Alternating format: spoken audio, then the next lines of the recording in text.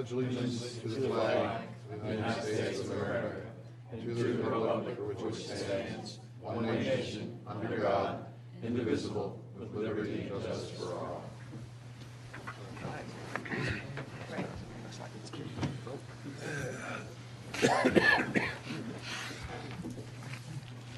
Okay, I'll call this meeting of the Milton Planning Commission to order. It's 7 o'clock on Tuesday, January 22nd. This is a regular meeting of the City of Milton Planning Commission. I'm George Ragsdale. This is a 7-member commission appointed by the City of Milton Mayor and City Council, created for the purpose of holding public hearings, making recommendations on rezoning and use permits, concurrent variance applications, the comprehensive land use plan and plan map, and other related plans, as well as amendments to the zoning ordinance. The members of the commission to my left are Commissioner Fred Edwards, Commissioner Paul Moore, Commissioner Gareth Burchett, Commissioner Chris Doty, Commissioner Mark Bittner, and Commissioner Joe Kramer. The petitions will be heard in the sequence listed on the posted agenda. I want to acquaint you with some of the rules and procedures for conducting the meeting. The applicant and all those speaking in support of an application will be allowed a fixed amount of time to present their petition. The applicant may choose to save some of the time for rebuttal following the presentation by the opposition. Opposition will also be allowed the same amount of time to present its position. If time remains, opposition will be allowed to rebut. Since the burden of proof is on the applicant will be allowed to make closing remarks providing time remains within the allotted time. The Community Development Department staff will keep track of time and will inform us all periodically of remaining time for presentation. Each speaker needs to fill out a speaker card before speaking and leave it with staff before coming up to speak. Hopefully anybody who would like to speak, the cards are over on the desk over there. Please fill out a speaker card. All speakers need to identify themselves by name, address, and if you're speaking on behalf of an organization, the name of that organization.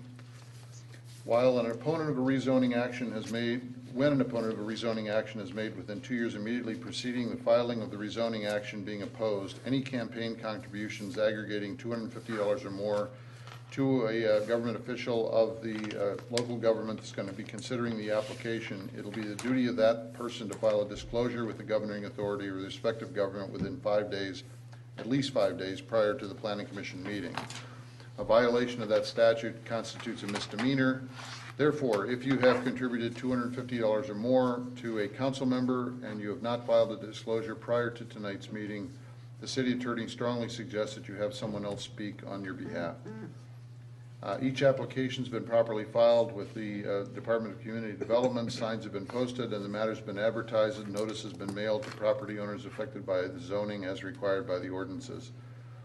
Our recommendation tonight will be forwarded to the City of Milton Mayor and City Council for final disposition. They will hear the matters we hear tonight approximately 3.5 weeks from tonight on the third Monday of the month at 6 o'clock here in Council Chambers. The Community Development has reviewed each application in conjunction with various agencies and departments, both internal and external to the city, and their recommendations, findings, and conclusions are here before us in written form, and those written recommendations have also been made available to all petitioners and to the public. Demonstrations of any sort within the chamber are prohibited, so please refrain from any applause, any dialogue with the person speaking, or any outbursts.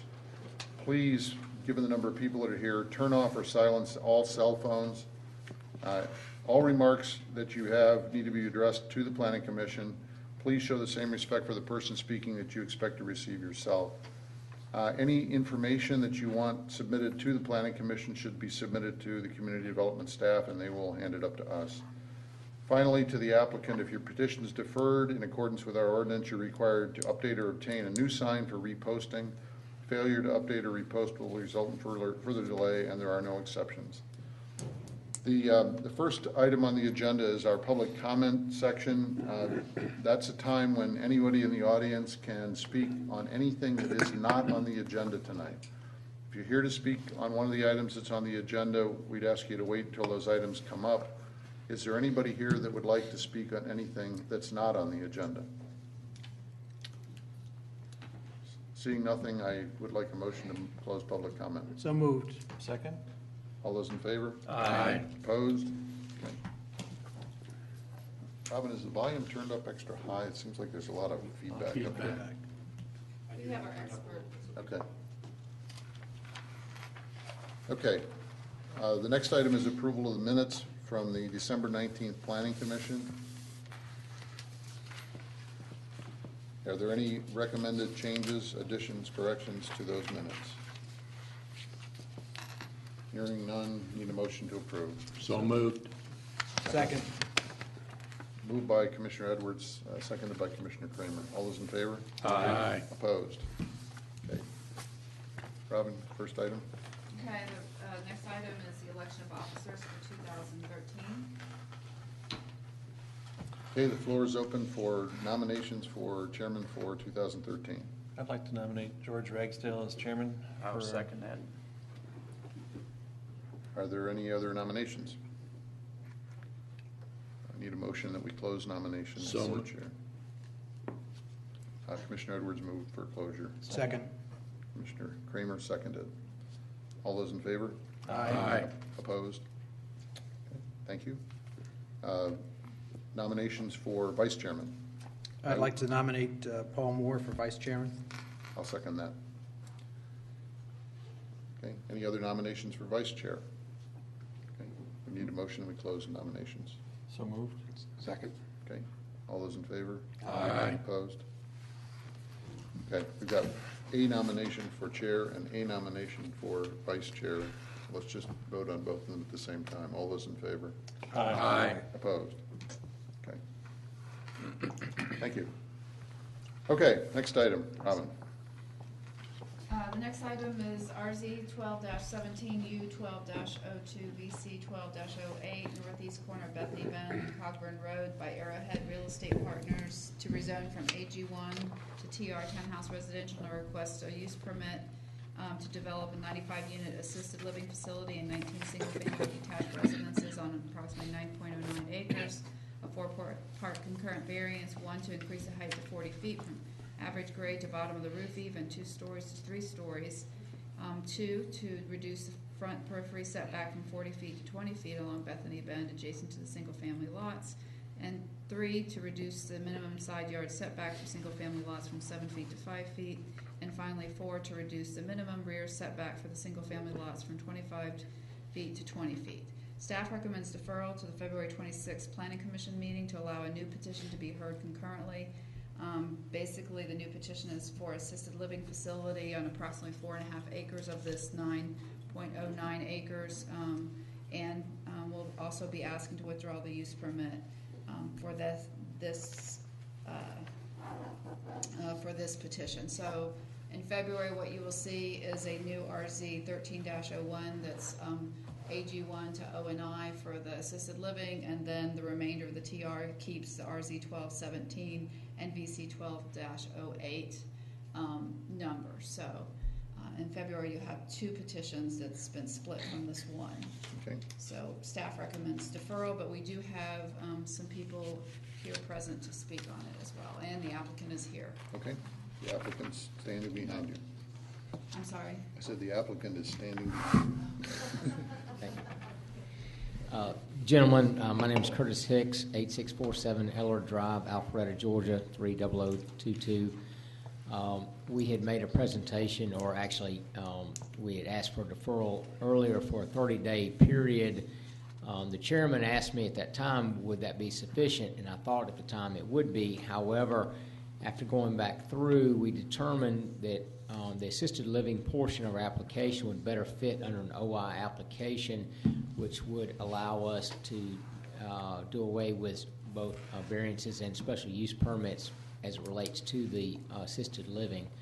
We have filed a new application, as Robin had mentioned, and we are asking to defer our hearing until for the TR portion of the property to run concurrently with the OI portion.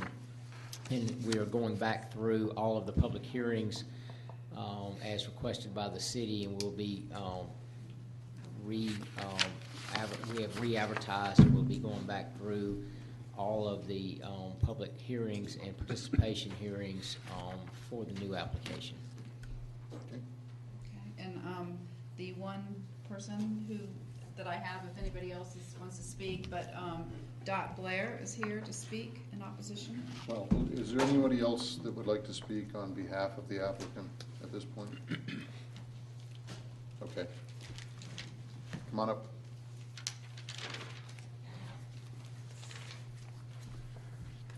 Hi, my name is Dot Blair, and I reside at 13965 Cogburn Road. I'm an adjacent property owner. Thank you for taking the time to hear my objection to this development.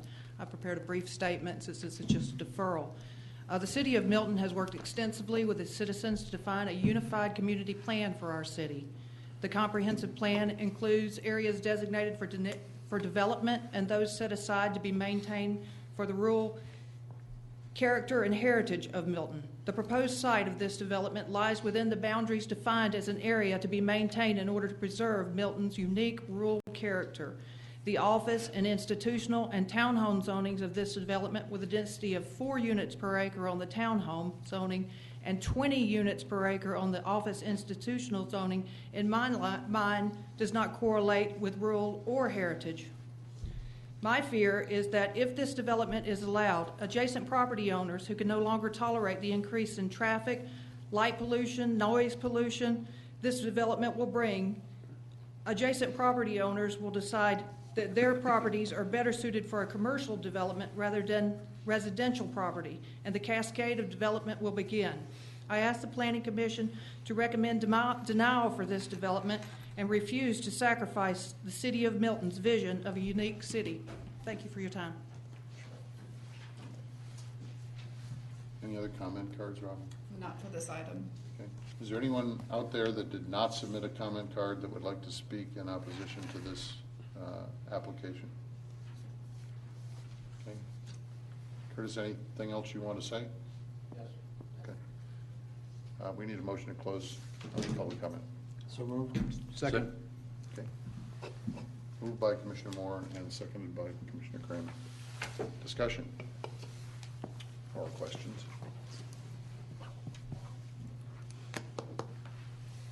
Hearing none, we need a motion. There's been a request to defer by the applicant and a recommendation for deferral by staff. Mr. Chairman, I move that we defer RZ 12-17/U12-02/VC 12-08 to the February 26th Planning Commission meeting. I'll second that. Moved by Commissioner Moore, seconded by Commissioner Burchett.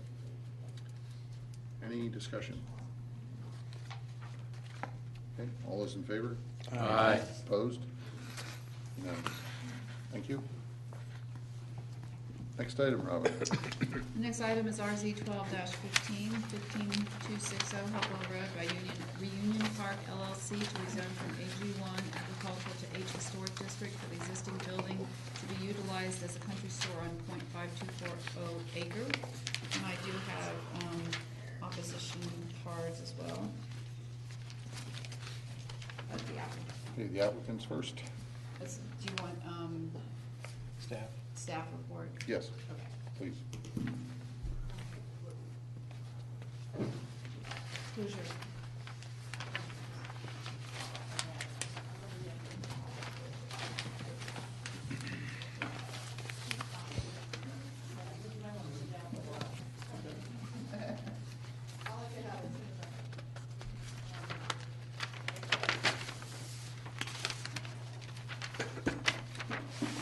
Thank you, Mr. Chairman and members of the Planning Commission. You have before you the application at 15260 Hopewell Road. And you can see the site map. You can see the parcel outlined in red on it. The subject site contains .524 acres. It contains a vacant 1,179 square foot structure formerly used as a country store. The applicant seeks a rezoning to H District, the Historic District, for a country store. The existing zoning shows that the parcel is currently zoned AG1. The 2030 comprehensive plan map shows the anticipated future use for this area to be agricultural, estate, equestrian use. You have before you the site plan that was submitted on September 4th, 2012. And then subsequent to that, There was a revised site plan submitted January 9th, and there were some minor modifications between the original site plan and this site plan. Essentially, the driveway openings have changed. Also, the configuration of the parking spaces has changed to some degree. By way of background, on August 20, 2012, the mayor and city council designated the subject building as historic. This requirement must be met prior to a request to rezone to the H district. Additionally, section 64-953C states, the proposed historic use shall be limited to those historic structures identified on the subject property and may not be expanded. Therefore, if this request is approved, a condition will be provided listing uses to be allowed based on the previous historic use of the structure. This item was deferred at the November 27, 2012 Planning Commission meeting to allow time to resolve traffic issues and propose zoning conditions. In regard to the site plan analysis, pursuant to section 64-954, development standards for the H district states the following.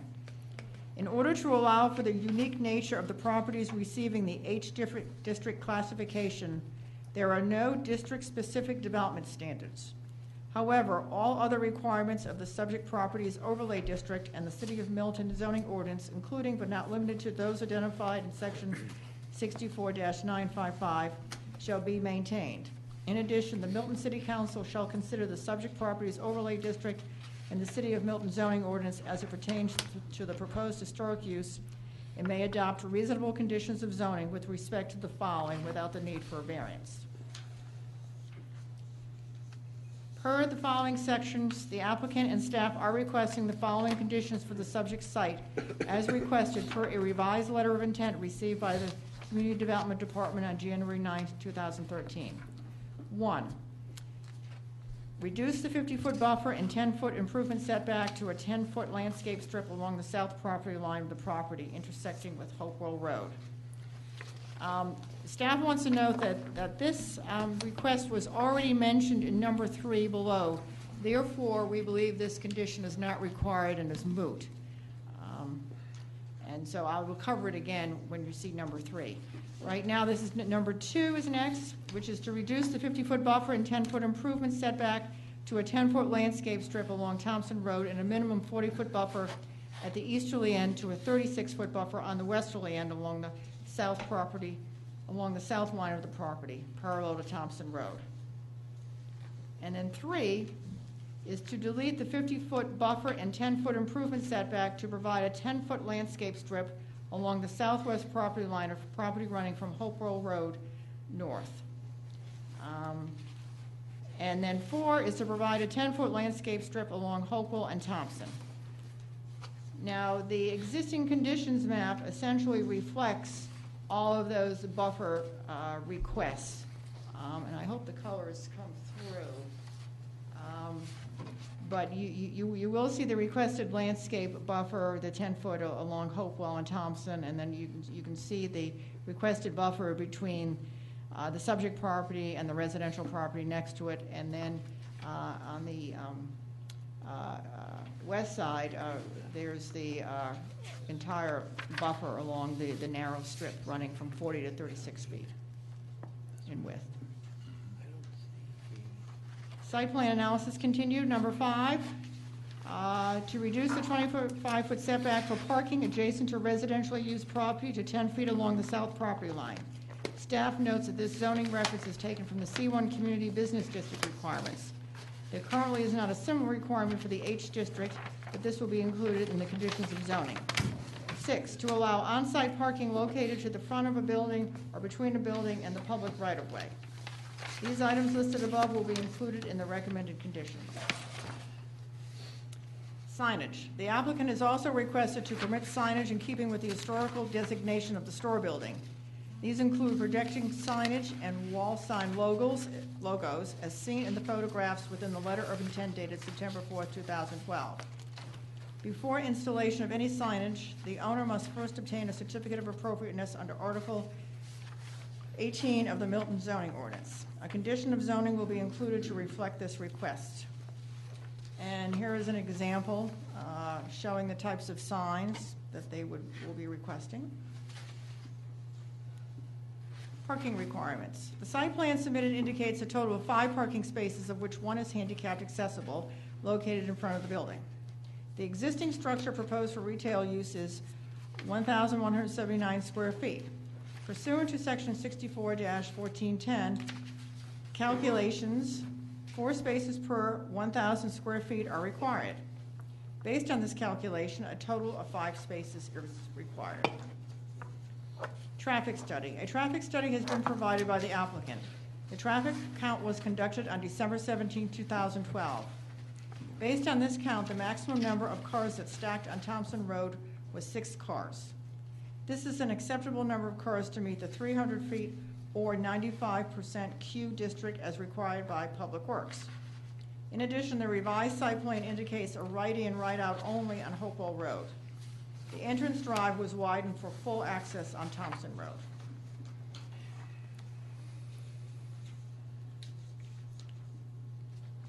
Environmental site analysis. The environmental site analysis report is sufficient and satisfies the requirement of section 64-2126.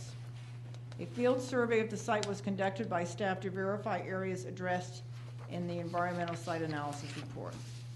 The proposed site does not contain wetlands, floodplains, streams, steep slopes, or sensitive plant and animal species. As mentioned above, the building was designated historic on August 20th, 2012. Staff also notes that in the past, the building has operated as a general store with gas pumps. According to the applicant, the tanks were removed prior to the purchase of the property. Public involvement. Design Review Board, October 1st, 2012. The board expressed concern for parking in front of the building. They wanted to check the site distance. They supported signage of historic nature, and there was unanimous support for making the building look historic. CZIM. The meeting was held September 26, 2012. There were 5 members of the community in attendance. All the community members lived close to the property and had concerns regarding traffic, more intensive commercial use of the property over time, and commercial spot zoning. Staff has not received any correspondence regarding this development. Public involvement continued. Public participation meeting. The applicant hosted the meeting at their offices on Wynwood Parkway on October 25, 2012. There was 1 citizen in attendance. He expressed the following concerns: the traffic control in the area due to the existing configuration of the intersection and 45 mile per hour speed limit. The drivers currently drive across the property to cut the corner.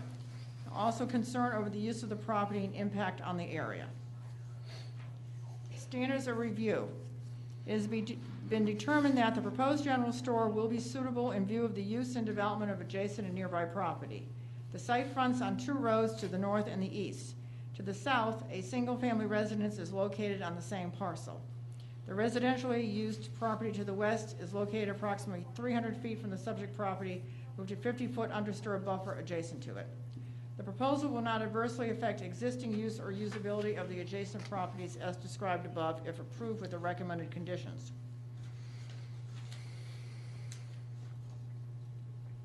The subject site may not have a reasonable use as currently zoned AG1 agricultural based on the small size of the building and its location at the intersection of 2 streets. Based on the traffic counts provided by the applicant and reviewed by the Public Works Department, staff does not anticipate a significant impact on existing streets, transportation facilities, utilities, or schools as proposed if the required site improvements listed in the recommended conditions are made to the site. The proposed rezoning is consistent with the following comprehensive plan policy if developed with the recommended conditions. We will expand the identification, documentation, and protection of historic, cultural, and archaeological resources in the city, and when possible, encourage access by the public. The proposed H District structure will be utilized as a country store, and that type of use is not consistent with agricultural, equestrian, and estate residential. But the purpose of the H Historic District is intended to allow for a historic structure to be used, protected, renovated, and preserved on its historic value to the community. It may allow a specific previous use to continue in a structure where that use would be considered nonconforming as defined in the current City of Milton zoning ordinance. This designation will help preserve the rich traditions of history and culture evident in Milton's original settlement. Therefore, staff supports the approval of this request to rezone from AG1 agricultural to the H Historic District. The proposed use will not be environmentally adverse to the natural resources, environment, and citizens of the city due to the required development regulations. Recommended conditions. If the Planning Commission chooses to approve the petition, the specific conditions are: if this petition is approved by the Mayor and City Council, it should be H District conditional, subject to the owner's agreement to the following enumerated conditions. Where these conditions conflict with the stipulations and offerings contained in the letter of intent, these conditions shall supersede unless specifically stipulated by the Mayor and City Council. Recommended conditions. 1, to the owner's agreement to restrict the use of the subject property as follows. Country store and associated accessory uses on a .524 acre, including the existing 1,179 square foot structure, and allowing only those uses that are specific to the previous historic use, being catering, carry-out and delivery, delicatessen, retail store or shop selling groceries, hardware, seed and feed, sundry items, homemade food, beverages, etc. Also permitted are seasonal items such as pumpkin, hay bales, pine straw, wreaths, and Christmas trees, so long as they are sold and displayed within the building or on the covered porch. The following uses shall be excluded: garage, automobile repair or automotive specialty shop, gas station, landscaping,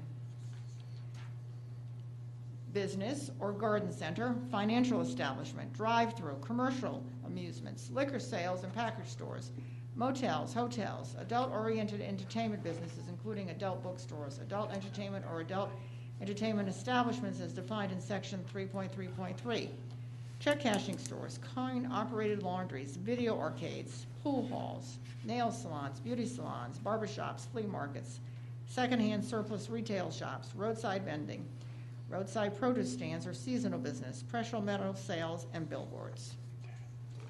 To the owner's agreement to abide by the following: to the revised site plan received by the Community Development Department on January 9, 2003. Said site plan is site-specific and must meet or exceed the requirements of the zoning ordinance, all other applicable city ordinances, and those conditions prior to the approval of a land disturbance permit or certificate of occupancy. Unless otherwise noted herein, compliance with all conditions shall be in place prior to the issuance of the certificate of occupancy. To the owner's agreement to the following site development considerations.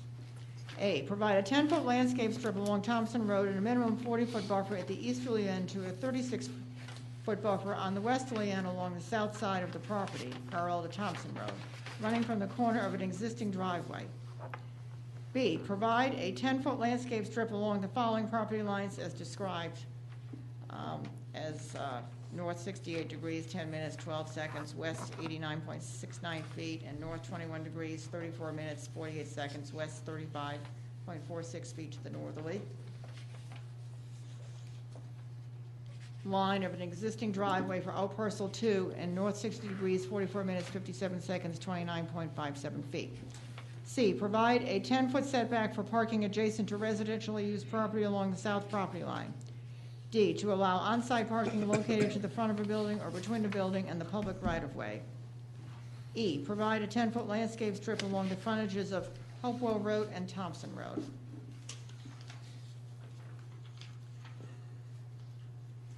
F, to allow additional signage depicted in Exhibit A, projecting sign on the front porch with store name and wall signs on left and right sides of the building with vintage logos using colors associated with logos, i.e. The Coca-Cola logo sign. G, all improvements to the site, structure, and sign shall be reviewed and granted a certificate of appropriateness by the City of Milton Historic Preservation Commission. H, the proposed porch on the south side of the building as depicted on the revised site plan dated January 9, 2013 shall not be constructed. To the owner's agreement to abide by the following requirements, dedication, and improvements. A, access to the site shall be subject to the approval of City of Milton Department of Public Works prior to the issuance of a business license, land disturbance permit, subdivision plat, or certificate of occupancy, whichever comes first. Entrance shall conform to Chapter 48 streets, sidewalks, and other public places of the City of Milton Code of Ordinances, or be reconstructed to meet such criteria as required by the Department of Public Works. At a minimum, the following shall apply. 1, driveway shall provide a minimum uninterrupted ingress-egress distance of 25 feet measured from the right-of-way line to the nearest edge of drive or parking space. 2, driveways site distance shall be certified by a professional engineer. 3, if at any such time in the future the Director of Public Works determines that the traffic generated by the site exceeds the design criteria, he/she may require the owner to conduct a traffic study to determine if the development warrants any additional improvements at no cost to the city. If improvements are determined to be warranted, owner shall install those at no cost to the city. B, dedicate at no cost to the City of Milton prior to the approval of a business license, land disturbance permit, subdivision plat, or certificate of occupancy, whichever comes first, sufficient land as necessary to provide the following rights-of-way. 1, provide at least 10.5 feet of right-of-way from the back of curb of all abutting road improvements and along the entire property frontage. 2, provide right-of-way miter at intersection of Hopewell Road and Thompson Road. Conclusion. Although the proposed rezoning is inconsistent with the future land use plan's recommendation of agricultural, equestrian, and estate residential, it is staff's opinion that by rezoning it to H Historic, it is consistent with the intent of the H Historic District to preserve the rich traditions of history and culture in Milton. In addition, staff has included a set of recommended conditions that will ensure that the proposed general store will not have a negative impact on the surrounding community. That is my presentation. Oh, well, I do have one more, actually. Conclusion. Therefore, staff recommends approval conditional of RZ 12-15 to rezone from AG1 agricultural to H Historic District. That is my presentation, Mr. Chairman. Thank you. Any questions of staff at this point? I have one. The landscape strip, how tall are those, or is there a height requirement for those? It's, sorry, it's a particular type of planting, so it starts out small, but then it grows. There's trees every 10 or 15 feet along the strip, along with lower type vegetation like bushes. So it won't impede like your No. line of sight or anything at Right. that intersection? Okay. Okay. Okay. The applicant come forward. Hi, I'm Deborah Anthony. I'm here on behalf of the applicant. This is David Carragher, business address 5780 Windward Parkway, Suite 300, Alpharetta, Georgia, 30005. We would like to say that we have been working with this on staff since the last time that we met, and I think we've done our best to answer the questions that you had on the last plan. We agree with the conditions as the staff has stated them tonight, and we're ready to move forward. Unless you have questions for us, we would like to reserve our time to talk until after the opposition's had a chance to speak, so we can address their questions more directly. Okay.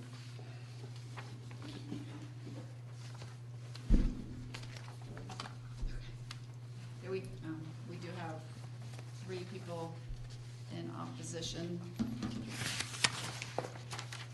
Actually, can I ask this? Yeah. Is Jody Martin in opposition? Yes. Okay. I just want to make sure it wasn't indicated. So we have 3 people. The first person will be Jody Martin.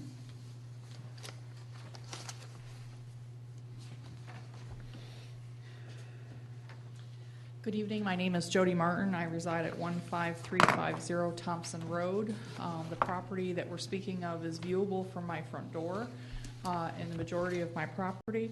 I have spoken at 2 previous meetings, including the last one that was held. I'd like to address some issues that are not covered in the recommended conditions that were brought up last time and have not been re-mentioned again at this meeting. First, I would like to state that the use of this site is inconsistent with the Milton site plan going forward for future use. And really, the property is not of sufficient size. I still feel like we're trying to cram something in on a piece of property that is not big enough to accommodate all these things, thus all the setback revisions, et cetera. Items discussed at the last meeting brought up by the public were hours of operation for the households and properties that were nearby. That has not been addressed at this meeting. There was a brief mention at this meeting about the fuel tanks. I'd like to remind the committee again, the applicant last time said that he thought a family member had said they were removed sometime in the 70s. That's not conclusive proof. It is hearsay. I would like additional work or research done to find out what the status of the fuel tanks and their removal has been. No mention in this meeting, which several of you commented on last time was a concern, was the site distance both north and south on Thompson is not 500 feet. There is not a 500-foot site distance. That is not going to change. Again, not mentioned in this meeting, of a concern, definitely. Traffic study, although we appreciate the traffic study was completed on December 17th, it's a one-day study and it's the week before a major holiday. You may not have normal traffic that week considering people out of town for the holiday. I would ask that you do it on a typical week where there is not a holiday quickly approaching, where you'd have a more realistic view, especially that week if school was not in session. Parking, I see that the parking number of spaces has been revised to 5 spaces. Again, I would bring up the issue of how many employees are going to be working at the store on a daily basis. How many spaces are they going to use? Therefore, how many spaces are left remaining for customers? There was a conflict of interest at the last meeting regarding, and I might not have the right word, the conditions and what the applicant agreed to in regard to the serving of food and the selling of seasonal items. I am disappointed to see that they have been included and accepted as part of Milton's agreed upon or recommended conditions. Again, just as a historical reminder that this applicant originally applied to have this site as a restaurant several years ago, going directly for commercial zoning, and has since followed the pathway to historical, and now even if you look at the setbacks, they look like commercial setbacks. They're not in line with that area and what's required. So again, we're trying to fit a square peg in a round hole. All of the adjacent properties still are, well, actually the touching property is actually owned by the applicant, so of course there's going to be no protest there from any homeowner. The other properties in the immediate area are all zoned Ag 1. So basically, I mean, as you can hear, I'm opposed. This will directly affect my property value, and I have horses on my property. I comply with what the city of Milton was all about, which is why I moved here.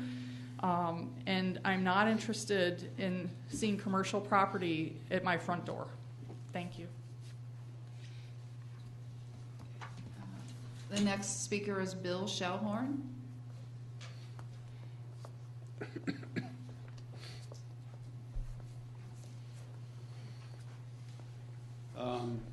Good evening and thank you. Bill Shellhorn, 225 Orchard Bend Trail, Milton, Georgia. I have on my iPad here the executive summary that was put together for the comprehensive land use plan that was assembled a couple of years ago by the city of Milton. One of the things that was done was a community survey, and they sent out 12,000 surveys.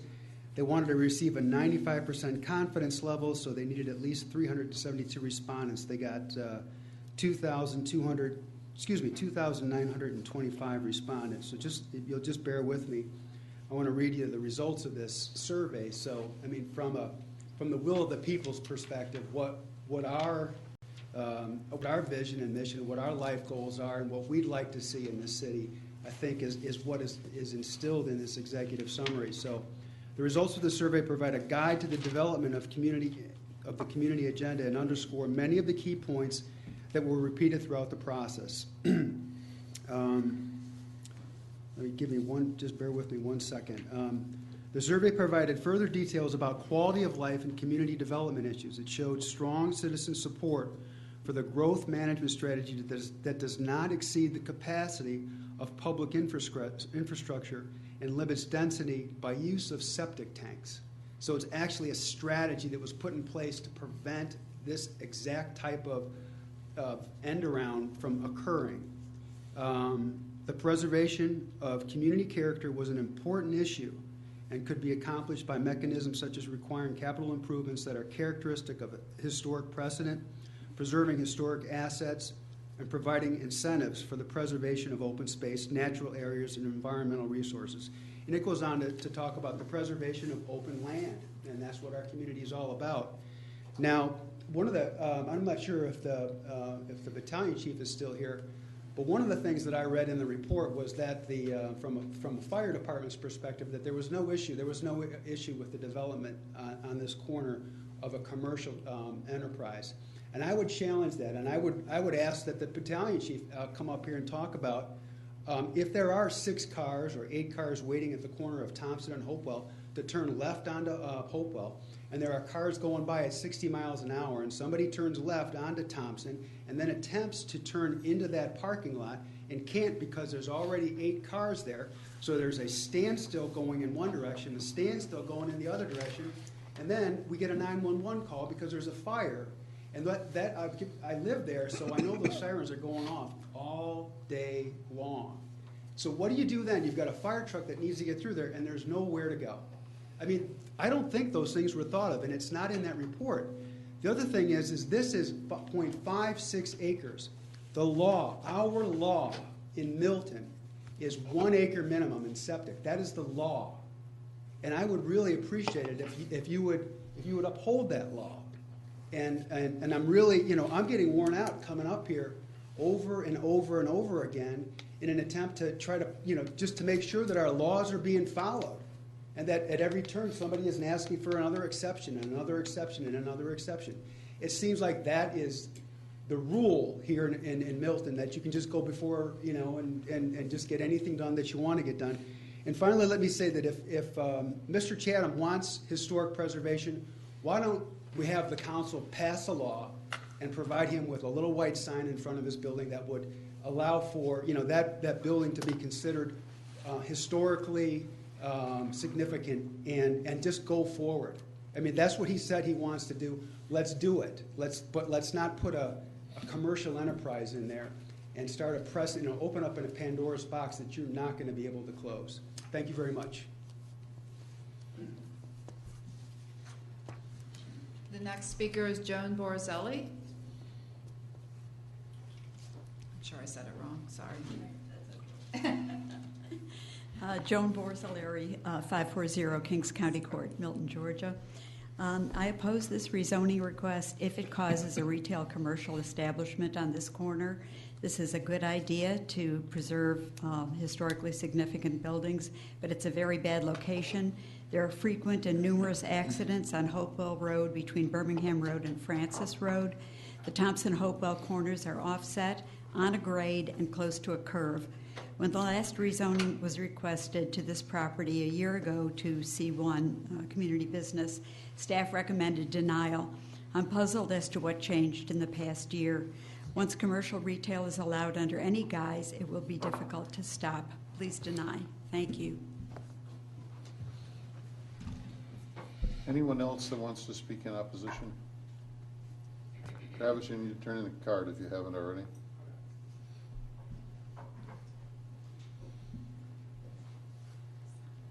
Travis Allen, 13095, Region Trace, Milton, Georgia.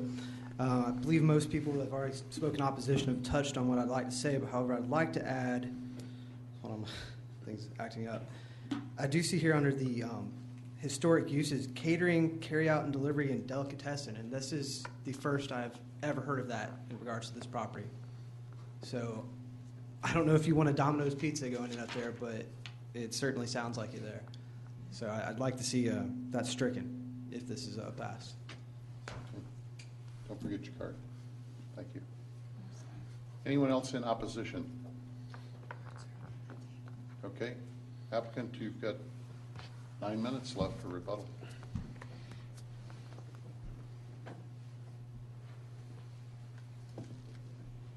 Thank you, Mr. Chair, members of the Planning Commission. My name is David Carragher. I just wanted to address briefly the meetings we've had with Public Works and the traffic concerns. And as a result of that meeting, we have redesigned the entrance onto Hopewell, creating a raised island preventing a left-hand turn from Hopewell and onto the property. We therefore adjusted the parking spaces to be perpendicular so that they were initially on an angle. And we've also widened the entrance onto Thompson to allow for two-way traffic to avoid any type of traffic situations that may arise. The island will be constructed in such a way that it'll have wide-reaching arms, if you will, to prevent any car from going over the median or coming around.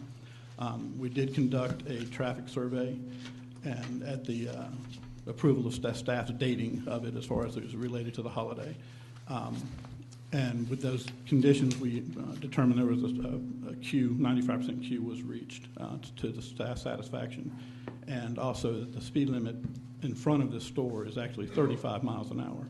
And those things considered, we do fall within the required sight distance according to the AASHTO conditions. And I believe Robin may have given you a piece of paper just even this evening. Yeah, I asked him to pass it. Was there multiple ones? It's a piece of paper? Yeah. We got it. You got it? We have it. Okay. I thought you said you didn't. So those are the conditions as far as the traffic goes that we addressed, and I'll yield to Ms. Anthony for the other issues. I want to stress again that we are trying to find a compatible use for this building.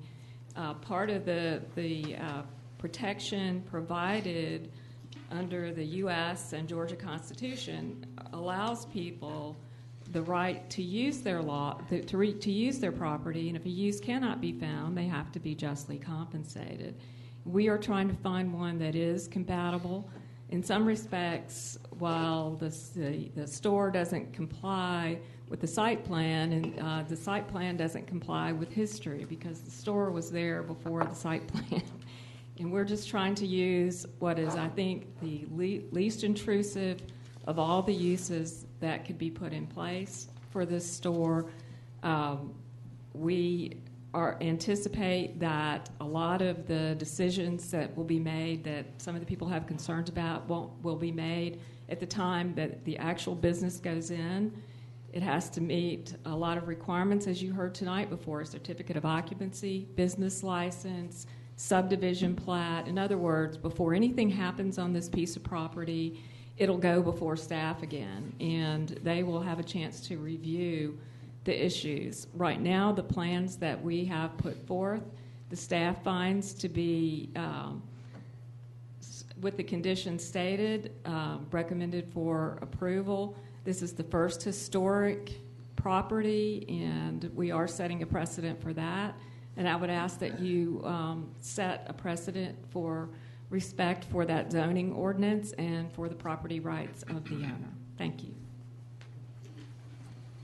Anyone else that wants to speak either in favor of or in opposition to the application? Mr. Shellhorn, you have a minute and 33 seconds.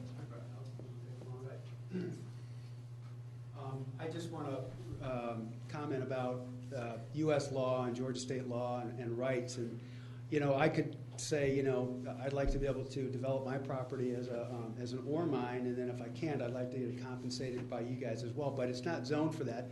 This property is not zoned commercially.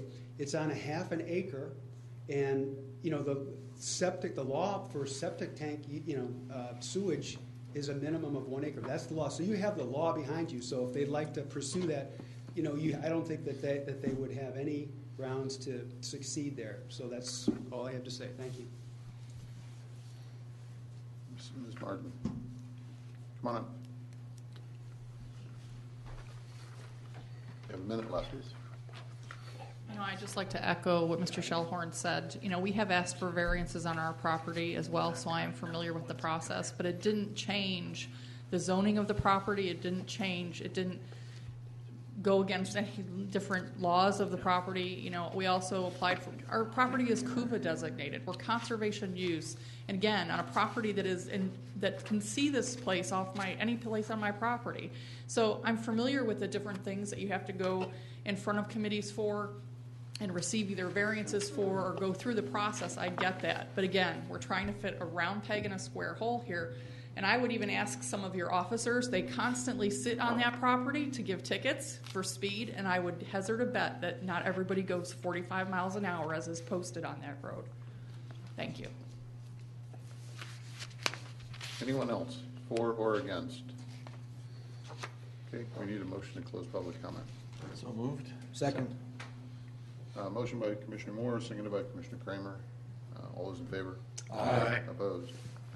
Okay, Questions of staff first? Fred? Where are we relative to this septic field question? Basically, the property will not be subdivided. It already I believe it, and we can confirm with the applicant, there's already an existing septic system for the original store, as well as there's one for the house that's to the south. But it's all one property because I suppose that the proprietor lived in the house or built the house after the store or whatever. So there's already 2 septic systems on the property. We are not going to subdivide it. It will still remain as it has been. It's only the zoning that'll be split. So we've had that before. So the actual area will be the total area, but what's being proposed for rezoning is only the 0.56. So there still it already exists for 2 different systems on that property currently. Okay. And if the applicant wants to confirm that, he can, but that's what I understand. Can I ask a follow-up on that? Sure. So in the case of so it's they're sharing the fields, and there are No, two. they're 2 different. From what I understand, there's 2 different fields, Okay. 2 different systems. So if there's a failure of the septic system on the proposed historic zoning, there is no secondary field. I don't think there is a secondary currently, no. Okay. And Where would the secondary go? Because the ordinance does require backup area at least. And you'd have to ask the applicant where he proposes for a backup. we can ask the applicant. That's the only thing I had for staff. Okay. Paul? I don't have anything for staff. Joe? Just kind of to follow up on those questions. So it's all one piece of property now, although different zoning. But what happens when, I'm assuming that the rest of the property, the residential part, will someday be sold, parceled off and sold. How does that tie in with the acreage required for the septic of the store? Well, I think that they're perpetually going to be bound with that. That's my opinion, that it would be difficult to subdivide it and leave it with less than 1 acre. So they're always perpetually going to have to keep that the property acreage together. Yeah, okay. I guess they could demolish the house and then, whatever. But Right. it's still, the zoning is only for that 0.5. Okay.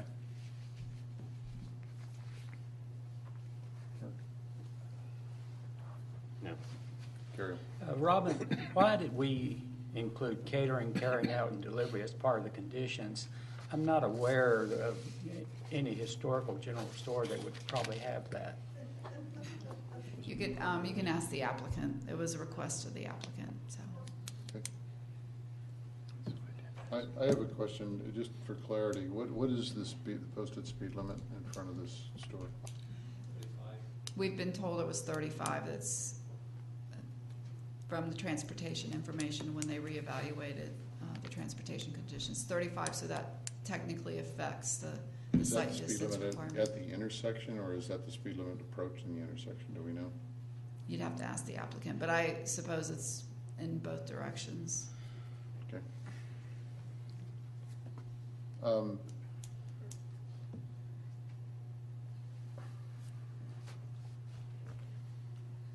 I've got the same kind of concerns that Joe's raising.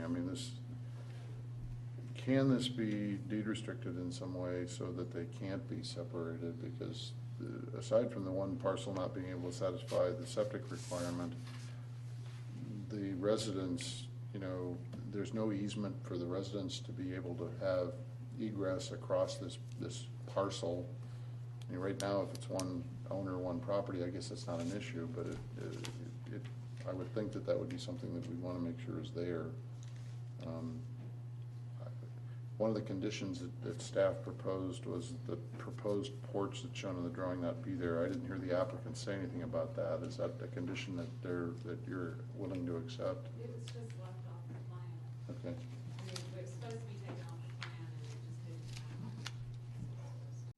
mean, the whole septic thing that bothers me is where's the backup area for the for parcel number 1, for the half acre? Where's the backup area for the existing house?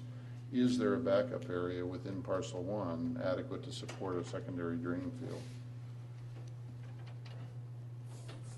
Are we switching to? Yeah, I apologize. I'm jumping ahead here. Let's stick with questions for staff first. I apologize.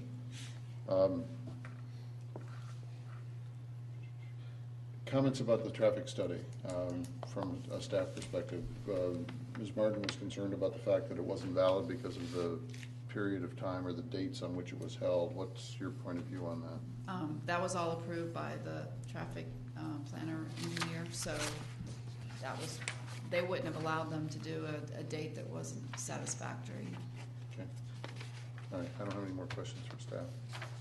Questions for the applicant, Mr. Edwards? Well, some of these are the same that we discussed, and some of the comments from public have been brought up. First of all, is a question about catering, carry-out, delivery. I'd give delivery because I'm sure the general store did provide some type of delivery. But I don't know of any general store that catered or had carry-out, as well as question I have on catering. Is that defined on-site, off-site, or both? This is for the applicant. For the applicant. I'm sorry. Okay, from a broad perspective, the reason that the catering and delicatessen are in there is because they are the modern uses for what to describe the making of sandwiches and offering meats and cheeses, and having sandwiches that people could take out of the store and things like that. And the catering is, if they made baked goods and they provided them for a party or something like that. But I don't know off the top of my head, but I don't think that catering means on-site. It's not intended to be an on-site facility. Okay. As far as having a party there or something like that, no. Okay. Next question was also brought out. With this size of a store, we have 4 parking spaces. First question I would have, how many employees would you intend to have? Well, we don't really know because we don't know how the end use would be, but it might be something where somebody would have to be dropped off, ride a bicycle, or the business owner would have to decide if they were going to have employee parking on the site, or whether they were just going to have people, get dropped off at that location. So that's the parking requirements are what they are. So they couldn't get around those, and they'd have to make a business decision about that. Well, especially if you're going to have delivery of goods, and I would assume have a delivery vehicle. Well, and that would have to be worked out too, I think, with the business owner. The business owner may say, you can't come and deliver during our business hours, and those types of things. So I don't know. I mean, I'm familiar with, I've seen it work in a place near where I live, where it's in the Oak Grove community. On La Vista Road, there's a store there that is very similar to this, and it has 4 spaces.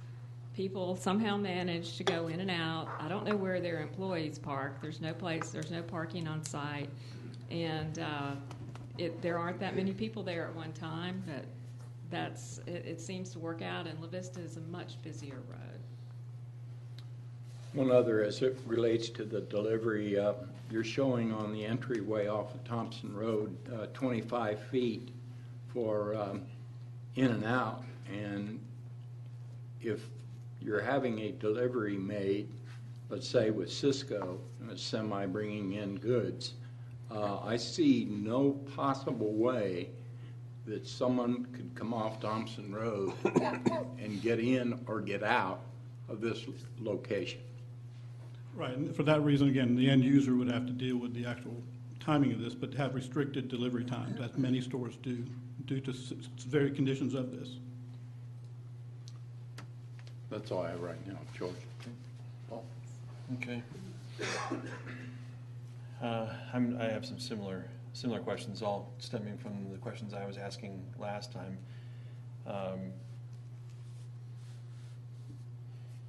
So obviously, it's not intended for the owner, Mr. Chatham, at this point, to conduct the business on this site. It's intended for a third party. Right. Okay. So, The intent is actually, we anticipate it would be sold. okay. So that was my next question. Is the property for sale now? Yes, and it has been for 6 years. Okay. I'm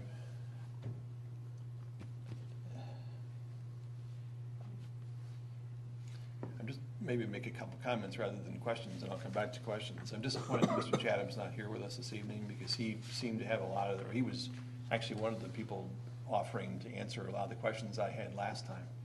And which, in your answers to Commissioner Edwards' questions, the answers you give are speculative, based on sort of pushing it off on what the third-party user is going to be when the property is sold. So in other words, you have no idea what the impact in the community. Well, I don't think will be. anybody does. I mean, that's, like I said, the zoning is for the use. The actually conducting the use on the property is still subject to all the laws of the city of Milton. And depending on the business that goes in there, then they're still going to have to comply with parking and layout and everything else like that. So we can, if we tie it in too closely, since we're not the user, then we've restricted the uses maybe unnecessarily. So we're really just looking for the use as the country store, and then the business owner would comply with the law as it's stated. We actually have had someone come in and talk to staff, and they've talked about very specific issues, like where you could locate a case to put meat in and things like that. And so I know that staff is attentive to these details. But not the owner. Well, I'm sorry, Mr. Chatham had a conflict this week. He's out of town and could not be here. I'm just disappointed that, to your point, this has been a hotly contested intersection for a number of years, and it's unfortunate that when it is coming to a culmination, that Mr. Chatham still Well, I guess has a he maybe conflict. trusts the people that work for him. Okay, well, we'll look forward to the answers that you can provide then. My question still stands then about the number of employees versus parking spots. So that's a question you're not going to be able to answer for me this evening, is it? Well, I think I attempted to answer that, and that's to say that the business owner would make that decision at the time. Now, if we opened a store there, then we would have to make that decision. We would have to decide, are we going to give up parking spaces for employees, or, I mean, in something like this, usually there's a sole proprietor. You know, it's not that big of a store. You don't really need more than one person. I mean, 7-Elevens are a lot bigger, and they have usually one person in there. So, Although, actually, last time in the discussion we had, you proposed that there might actually be 2 or 3 employees, and now tonight it's 1. So, well, I want to make I'm sure sorry, we're I talking just about don't have a crystal ball for consistent set this of standards, question. and we're trying to make a measure about a very important It would decision. be speculative for me to say. Okay. So we can't speak to hours of delivery. We can't speak to hours of operation. We can't speak to proposed lighting. Well, I can only speculate that, again, that's something that would have to be worked out. Okay. Signage, maybe you can answer that one. Yes. Last time we talked about it, you were depicting the site with the Coca-Cola signage on it. Right, we showed that as an example, and again, that is, we just want to be able to have that type of use. It would still have to get a certificate of appropriateness from the Historic Preservation Commission, and it would still have to comply with the Northwest Fulton overlay and so on and so forth. So we're not trying to, again, we don't have it licensed to put a Coca-Cola sign up there, so we don't know precisely what would go there. So we're looking for wall signs and the sign on the front porch that's similar to what you see in the pictures. So it's a type, again, it's a type, it's a use, not the specific details, because you still have to get sign permits. Right, and it's without the authority of Coca-Cola at this point that you're depicting it that way. Excuse me? And it's without the authority of Coca-Cola at this point you're depicting it. Yes, that's as why we Coca-Cola. listed the trademark sign on there. Okay. And the signage, in one point it describes protruding signs. Is that intended only for the front of the store, or is that intended for any? Is that projecting? Projecting sign? signs, I'm sorry. Yes, sir, that would be just the one along the front. Okay.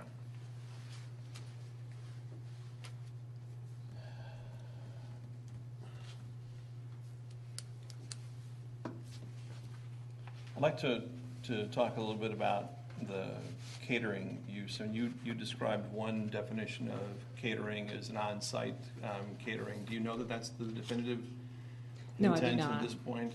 Because catering to me means off-site, where there's food preparation on this site that would be intended for the consumption off-site. I would have to go and get my use book out. I don't have it with me at the podium. So you don't know the answer to that, then? No, sir, I don't. Okay. And I guess the same question is, we're now including the description of carry-out food. So one of the things I would be concerned about is the sort of a stretch of the use of that definition and not necessarily being asked, or not, you're not asking us for the classification of a restaurant. That's correct, we're not. Okay, although it could be interpreted. Well, restaurant is a specific use, which we did not ask for. Although you're proposing the kinds of uses that could be defined in a restaurant description, correct? I guess so, but I think we specifically said delicatessen rather than restaurant, which I believe that does have a separate meaning. Do we have a definition of delicatessen? No. There is a delicatessen is listed in the uses in But it's not defined. I think they're just trying to say, we don't have a definition. We don't have a but- definition in okay, this city. sorry.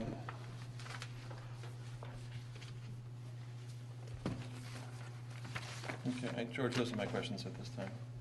Gary? Joe? I had just done along those same lines, the catering, and I guess maybe it's just a comment more than a question, but the catering and your example of the catering might be in baked goods or something like that. Any of that would necessitate venting through the roof and a change of the structure itself. Do you have any thoughts about how that would play into the historic use of the property? Well, I actually don't understand about the venting of the roof. Maybe you do, but I do know that according to the historic designation, something like that could not take place unless it got a certificate of appropriateness from the Historic Preservation Commission, which would be up to them.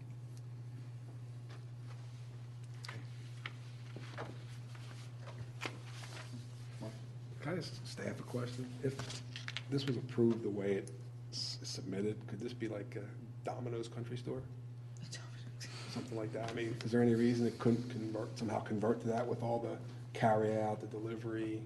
I mean, that could be a problem, I think, in retrospect, looking at carryout. I mean, I understand what their intention was, but it could be also interpreted other ways for commercial chains. Mhm. But that was not the use, but It could be. it wouldn't, I mean, there was never Domino's there, there was never whatever, Pizza delivery Hut. store, yeah. Right, and I think it comes down to percentage of use as well. I mean, if you were Domino's, you'd be strictly only a carryout. You wouldn't have any other use in there. I think with the. That's not true.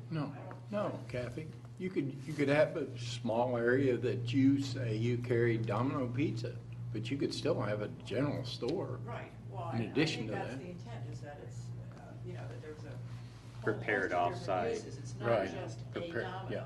I think that was the question. Right. I'm trying to respond to that. Just, I noticed there's a for sale sign on the building, a for sale sign on the land. Are they listed separately? No, I think it's just placed there so that you could see. So it's listed together. Right. It's listed as one tract. I don't anticipate that it would be separated, I mean, for the reasons that Ms. McDonald stated, but also just, excuse me? Right, the marketability of it without the whole piece. Chris? Yeah, my question's for staff as well. I mean, since this is new, I mean, we've zoned a property as historic, but we haven't rezoned the land as historic. So how does the use permit process work from this? So say we go ahead and approve the historic or the city council approves the rezoning to historic, then like the applicant's talking about, they have to come back in, fill out a bunch of paperwork, request a use permit for what? Oh, there is no use permit. What she's alluding to is there's different, there could be a land disturbance permit, although there'd be probably not, because there wouldn't probably be enough disturbance for a land disturbance permit, but I just spoke to the Public Works Director earlier this evening, and that there would be, various studies that would be required prior to a business license or certificate of occupancy as it regards to site distance and permits for the road construction and reconstruction as far as the entrances. So that's what she's alluding to, not to another public hearing process, but internal applications and processes. It's administrative, right? Yeah, but it would also have to go, they would have to obtain a certificate of appropriateness from the HPC, which is a public hearing process. And that would include all these questions about, what you're going to serve, how you're going to use it. It really would include basically the outside structure, including the sign, if there were any change to the structure. But not prior use. But the use is really what you're including as part of your conditions here.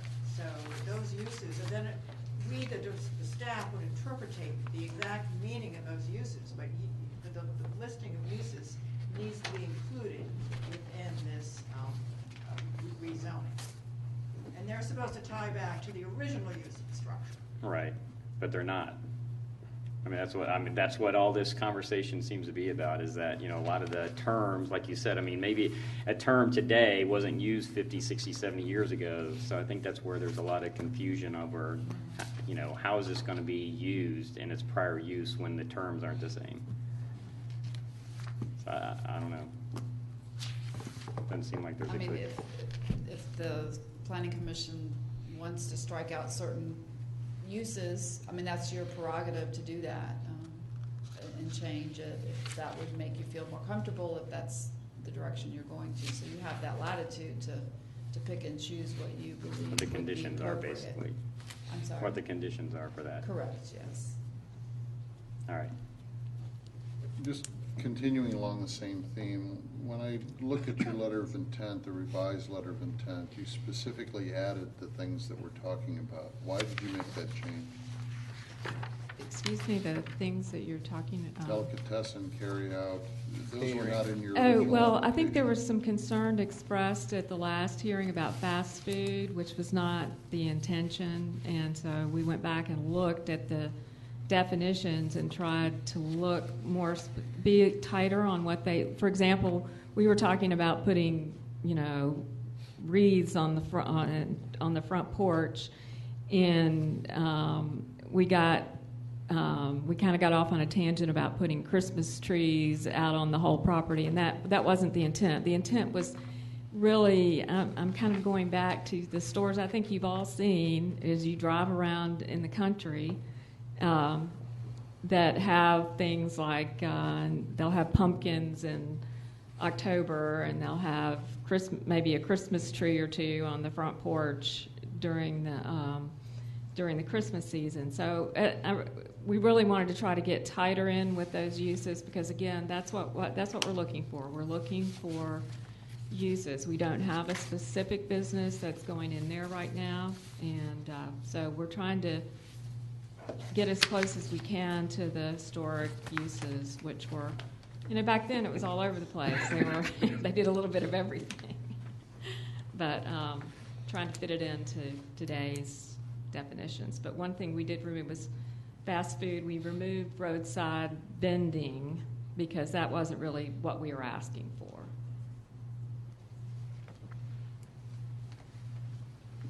Okay. I find it curious that those terms were added here, and what was actually stricken is the condition that staff recommended be approved, which is the seasonal display on the porch. 'Cause at least in my opinion, the words that you added expanded the scope of what was intended before. Would you be comfortable going back to the language in your original letter of intent For the uses? What was that? The uses in the original letter of intent said, uses permitted in C1 and seasonal outside display and sale of goods such as holiday trees, pumpkins, hay bales, etc., but excluding, and all those words about catering, carry-out, delivery, deli, et cetera, were not in the original application. Well, we think that what we have is closer now, so we prefer to stay with what the staff report. Okay. The other thing, and I don't know who we can get to confirm it, that the applicant's drawing in two different places says the posted speed limit's 45 miles an hour, not 35. And at 45 miles an hour, the document you handed out said that the site distance requirement's a minimum of 430 feet, and they don't meet that. Maybe you could ask the applicant, but when I checked with Carter right before the meeting, he indicated that it appeared that they could meet the requirements for the site distance, and that's why that condition was included, to have us be certified by an engineer for the driveway site distance shall be certified by professional engineer. So. Yeah, but that's certifying that the site distance is what the applicant says it is. All I'm saying is all the information we've got in front of us says that it's 45 miles an hour, and the information you handed out says that 430 is the site distance requirements. But I thought under 35 miles an hour is not that. So somebody needs to affirm 35, because nothing in front of us says that. And at 45, they can't make it. Well, from speaking to him, that it appears that they can make it, and it's based on the 35 mile per hour. And I understand that. I want to make sure that they can make what's required, and we're not making a concession to allow them to get into the site distance requirements because of their. You guys know what speed limit is? I know. Does the police know? Both ends are 45. Thank you. Both speed limit at the intersection on both roads is 45. May I address the commissioner? Sure. The speed limit is posted at 45 miles an hour on Hopewell Road. When you approach the site within 500 feet of either direction, it is reduced to 35 miles an hour with specialty yellow signage. On Hopewell or on Thompson? Hopewell. Okay. I'd still like just to make sure that's confirmed. Yep. Do you want us to clarify what Sure. the yellow signage is? That's a suggested speed limit to slow down. There's an intersection coming up. That's not a required speed limit. Okay, the white state certified 45 mile per hour sign is what's required. Okay. Thank you. Appreciate that. So, the drawing appears to be correct. The drawing indicates that they aren't making the 430-foot site distance, so I just, that was pointed out last time and nothing's changed. The site distances on the new drawing are exactly what they were on the old one, even though the entrance and exit may have been modified a little bit. The other thing is, I'm not quite sure I understood your explanation of what that raised island would look like. I point to two, one right up here at the hill by Target, and one in front of the Publix in Birmingham, both of which should have raised islands that people drive around and over all the time, making left-hand turns when they're not supposed to be making left-hand turns. What are you going to do here that's different than that? In meeting with staff from the traffic perspective was to stretch, I'll use the term legs, probably not an appropriate term, but stretch it out so that you have to raise up and drive over a 6.5-inch curb to get into there. It'd be very uninviting to most sedans. Certainly a truck could probably do it if they were so inclined to, but I don't know that much of, that anything would stop that. Okay. So that was at the staff's recommendation. My last question is about the septic. Is there, room for a backup septic system on the half-acre site? Yes. And where is that? Going down away from the intersection down Thompson Road, where the current system is right adjacent to the driveway off of Thompson Road. Okay. If in fact there was a failure, that system could be relocated further down Thompson Road. Okay. George, may I ask a follow-up to that? Sure, Paul. Just to staff. I don't remember off the top of my head what the current setback requirements are for a septic field. It may have been very different back in the day when this original septic field was established. Would a new septic location have to meet a different set of conditions in terms of setback from the road? I can't be definitive, but I believe it's 10 feet from all property lines, so I would assume it would be 10 feet from a road, but that's just off the top of my head. I don't have the regulations for the septic, so. Okay, thank you. Okay, if there are no other questions, we. I have another question for the Sorry, go ahead. applicant. And it's just, again, I'm really struggling with the speculative part of this, but I understand the importance of the introduction of the island for the designating or sort of imposing a right of way in and a right of way out. But to the question that we've discussed earlier this evening about, because we don't know about who the potential occupant might be and the kind of deliveries that may come in, are we also, in the introduction of that island, impeding the arrival or departure of a truck that may be part of the delivery, and then actually creating a driving hazard if they are trying to exit onto Hopewell, when you've got a 45-mile-an-hour speed limit there and a car coming over the rise, suddenly addressing a truck that's trying to navigate over a 6-inch curb trying to exit southbound on Hopewell.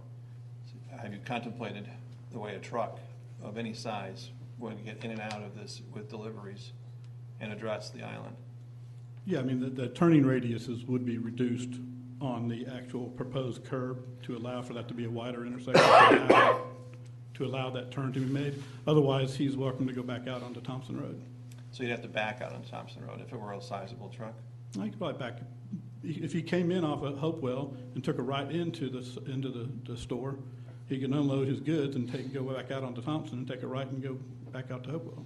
But my point remains the same. If you've got a sizable Cisco truck that's trying to enter the property, let's use your hypothetical, they're going south on Hopewell and going to turn right into the property, would they then be exiting onto, did I say Hopewell? Yeah. Exiting onto Thompson, you're still going to have that truck having to negotiate the island. Let me ask the question a different way. Have you contemplated the maximum size of a truck that can negotiate these turning radiuses? Not specifically, but we did reduce and change the radiuses of those intersections at staff's recommendation when this whole island idea was discussed. So specifically to an engineered site, dimension and radius requirements, we have not. But at a permitting stage, that's something that they'll consider more. Okay, so we're dealing with another speculative conclusion, basically, then. Based on what staff recommended. Okay, thank you. Okay, if there are no more questions, we need a motion for how we want to handle this.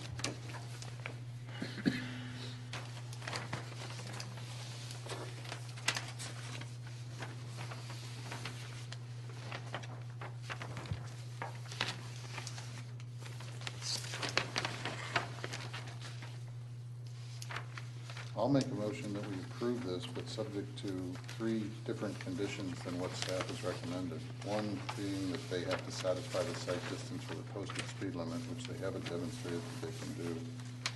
2, that the uses be the same as the prior use, and that is not what is described in the current application or in staff's recommendation.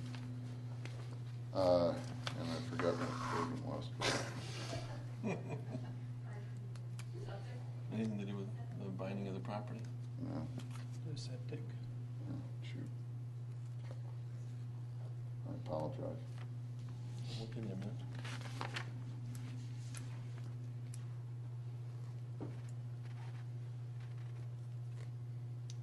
Was it new condition? Oh, yes, 3, sorry. 3 3, that the signage that's recommended is one of the conditions not be approved as a condition, but that the signage needs to be evaluated consistent with the signage ordinance and approved or denied based on the signage ordinance, that there not be an exception granted here as a condition of this approval. Those would be my 3 changes to the condition. Is there a second? I second. Okay, let me restate that just so it's clear. So the 3 things were, 1, the applicant has to demonstrate that they can satisfy the sight distance at the posted speed limit of 45 miles an hour. 2, that the applicant has to get specific approval for signage unless it's consistent with the current sign ordinance. And 3, that the uses have to be the same as the prior use, which is a general store, which does not include the laundry list of uses that's included in the condition recommended by staff, delicatessen, carryout, and catering. Right. So just to clarify, basically if we took out deli, catering, and carryout, you would be satisfied? Yes. And was homemade food in the first time? In my opinion, I mean, well, the motion's been made and seconded, so we're discussing at this point. In my opinion, any food that's prepared on the premises for consumption off the premises, if you read the strict definition of a fast food restaurant, that's what it is under our ordinance. I don't know enough about what the general store was like 60 years ago, but food preparation on the premises was probably not part of it. Deli, I think, if you really peel it back, maybe was possible. But deli, to the extent that you're selling products as opposed to preparing sandwiches.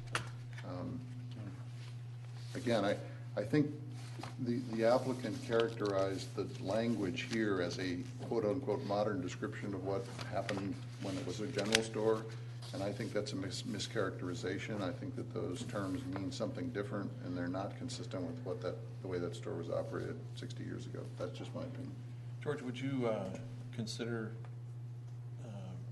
I think you made a good point there, but one other thing that I circled that has some concern for me is the use of the abbreviation for et cetera. Et cetera opens. In the condition, Paul? Yeah. Go back In the and read it. description of, it was the applicant's description of how they wanted it to be used, and I think staff duplicated that, George.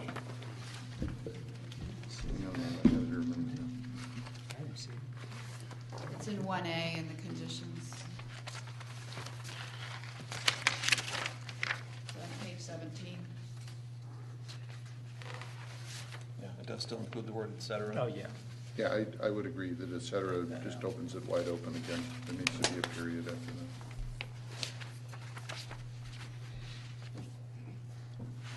But when you say carry out, what are you talking about? Oh, he's striking that. Striking it.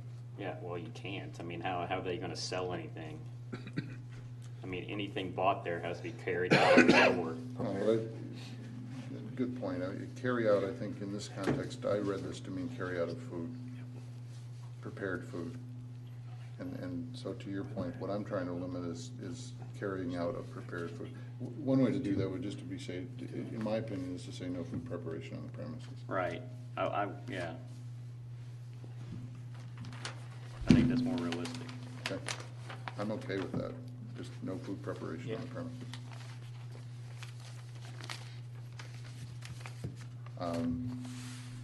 There's a motion been made and seconded. We need to either amend it or vote on it and then reintroduce it. I'd rather amend it.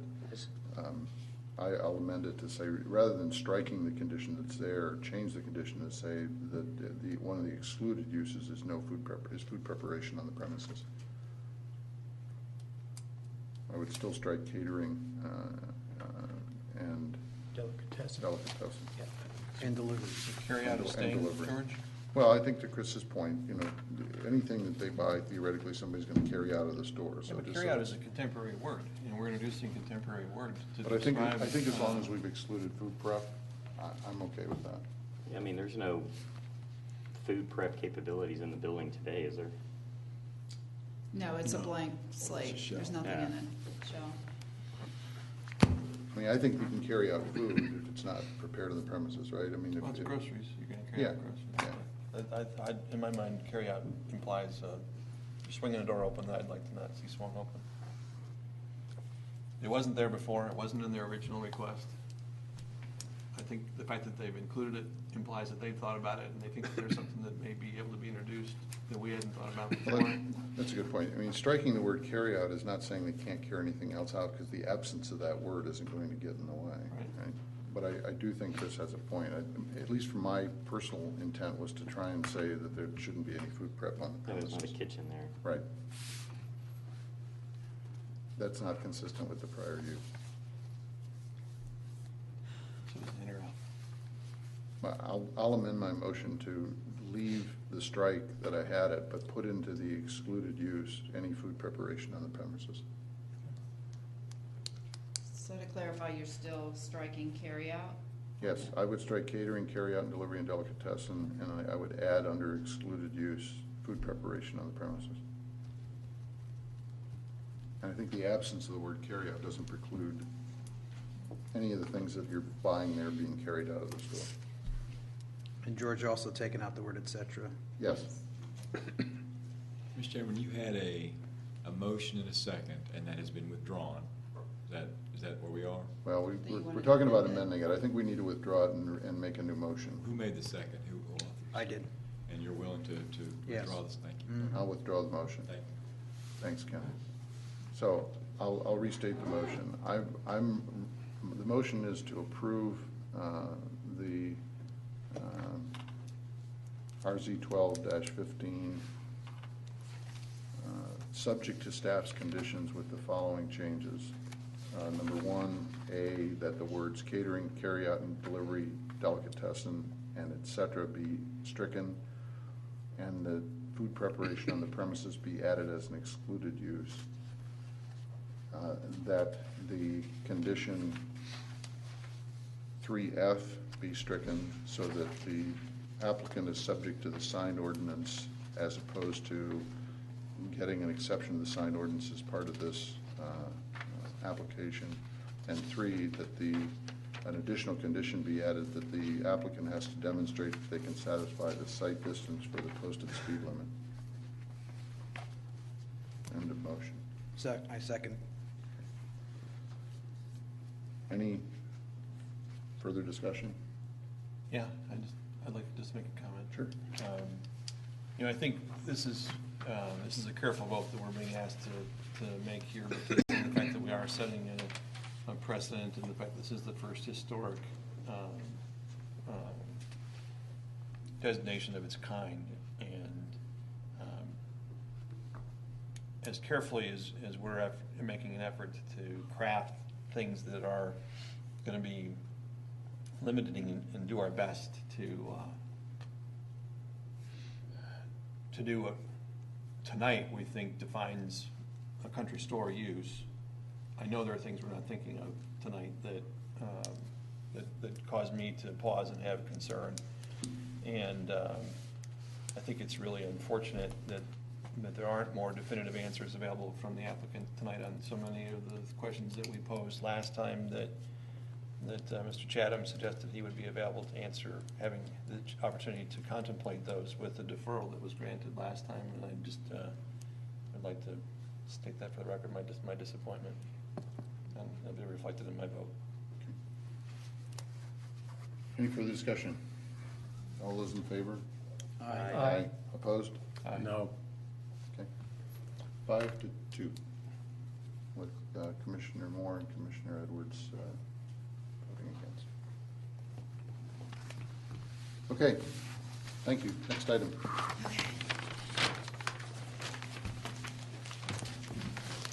The next item is U12-01, BC 12-07, 4325 Hopewell Road by Dean Ryapel for a use permit for exotic animals to operate a primate and exotic animal preserve on approximately 20.74 acres.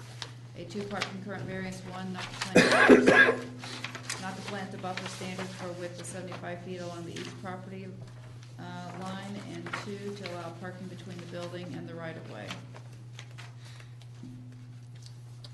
Okay. Want staff to but I think just advise that the applicant's requested a deferral. I'm sorry. Okay. The applicant has requested a deferral based on the staff received yesterday. Okay.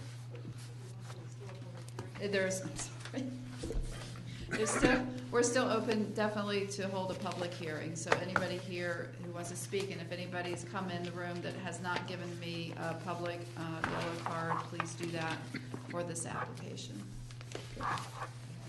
I think in order to try and put this in the right perspective, if it's okay, Mr. Rollator, we'd like to ask you what's going to be different, what's the reason for the deferral, so that we can make some kind of a decision about how far we want to go tonight. Thank you very much, Mr. Chairman. I'm Don Rollator. My address is 11660 Alpharetta Highway, Suite 630, Roswell, Georgia. I represent the applicant, Dean Ryefield. There are three issues that bring us to the point of needing to defer this matter for 30 days. We received the staff report on Thursday of last week. Monday of this week, nobody worked that I can find but me. There's inadequate time to consider two things. Number one, the conditions as proposed by staff are new to us. They are not acceptable in any form or fashion as they're written. We think we owe you and the City Council an adequate response. The second response is that the alternative conditions have some rays of hope in them, and we can respond to those conditions after some consideration and give you some input that gives us some common ground to work upon. And also, we may propose some additional conditions that may be of benefit to the community as well as the consideration of the groups involved. The third consideration is the status of how or if or when this matter will proceed. There are some legal concerns that I need to discuss with the city that I've not had the opportunity to do at this time that may affect how this matter proceeds as it goes forward. So with those three things said, our request to you would be to defer this matter for 30 days to allow us to address those three issues, which I believe will prove beneficial to everybody. Thank you. So we have a choice about whether to have the case presented tonight and hear the case as currently constructed, or defer that presentation until the applicant comes back with a revised application in 30 days. In either case, just so all of you out there don't get excited, in either case, we're going to hear public comment from everybody that is here. Don't get excited. I think because, at least my interpretation of what Mr. Rollator said, the application is going to change or could change in a significant enough way that taking the time to go through a presentation of the application as it's currently presented probably is not a good use of time. Agree. I agree. So I think with that, we'll skip the presentation. We'll open it up for public comment. Mr. Rollator, other than the comments that you've made? I have two in support, so we Okay. have to make sure we get those.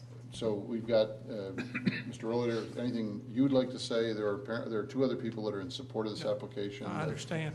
My feeling would be if we have made a decision on deferral, that will involve my decision whether I say anything else or not. So if you could indicate to me if yes, there's a deferral, then. Oh, we're going to hear public comment before we make a decision. Okay. Then I will reserve time to respond. Okay. Who are the two comments? Okay, we'll start with the support. The first person is Ed Parsons. Actually, the second one is to read into the record, so. Okay.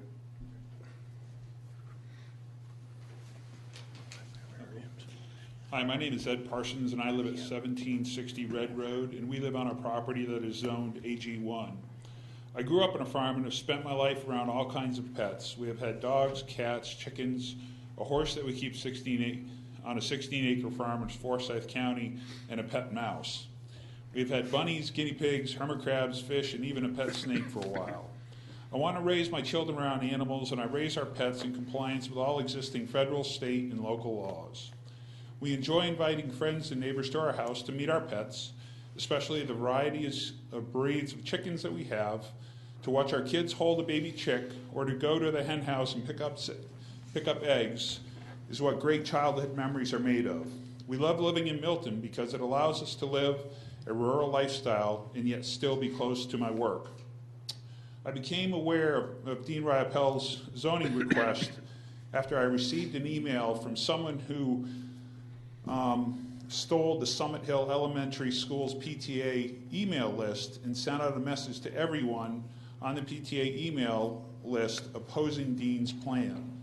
I was surprised to hear that someone in Milton had monkeys and frankly didn't know much about monkeys. As luck would have it, I was driving down Hopewell late last year and saw Dean pulling into his driveway, so I stopped to see what the fuss was all about. Dean graciously showed me his entire farm, and it is very evident this guy knows what he is doing. The monkeys are about the size of a large cat, and he keeps 2 to 6 monkeys per cage, and each cage is about 1/4 to 1/3 the size of this room. This is a lot of area for an animal this size, and they are well fed and the cages are clean. I watched Dean walk into one of the cages, and one of the monkeys came up to him and sat on his shoulder and ate a grape. Then as Dean was telling me about the plan to share his farm with the public, the monkey then proceeded to snuggle up to his neck and doze off, just like a child would do. Okay, so for all the people who don't know monkeys, Dean's monkeys are not the ones that bite off your face. They eat fruit and vegetables, are docile and curious. The reason I'm here is because I feel this is the first attack of many on individual property rights. Dean complies with all federal, state, and local laws. He has regular veterinary checks and is doing everything according to the law. For whatever reason, there are a couple of people in Milton who have attacked him personally and have held him hostage in the court of public opinion by purposefully misleading the public. My fear is that if they can do this to this guy who has been raising monkeys for 14 years in this property and has never violated a federal, state land use law, who's to say they can't do it to you or me or whoever they don't agree with? So what's next? Will these people go on a rampage to outlaw certain breeds of dogs because they believe they are too mean? Will they rally against horses because they poop too much or risk polluting the water? Will they lobby to outlaw llamas just up the road on Hopewell because they're a distraction and could lead to traffic accidents? Cows because they smell bad? My request is to stop this silliness and let Dean pursue his interest as long as he complies with the law. Milton has a law that allows exotic pets. The mayor and city council visited Dean's farm last year prior to voting on the exotic pet law. They saw what he was doing, and they voted 7-0 to adopt Milton's exotic pet law. Dean has been a very private person, and now he wants to open his place up to the public so they can come and see his monkeys. He is not interested in raising lions and tigers and bears, as a couple of people have led you to believe. He is even committed to putting that in writing. He simply wants to share his monkeys with others who are interested. I would encourage you to support his request because what he is doing will expose people to another one of God's great creatures, and what he is doing is legal and is something that makes Milton a very special place to live. And for the people who oppose Dean raising raising monkeys and sharing them with others, it's simple. Just don't go there. Thank you for your time. Okay, I have a letter from Brent Boyd, 14150 Hopewell Road. Dear City of Milton, I'm sorry I couldn't physically be at the meeting tonight. Please accept this letter as evidence of my support for my neighbor Dean Riopel to be granted his new land use permit request for his monkeys. That's all the cards we have. I'm sorry? What was the name on that? Brent Boyd, 14150 Hopewell Road.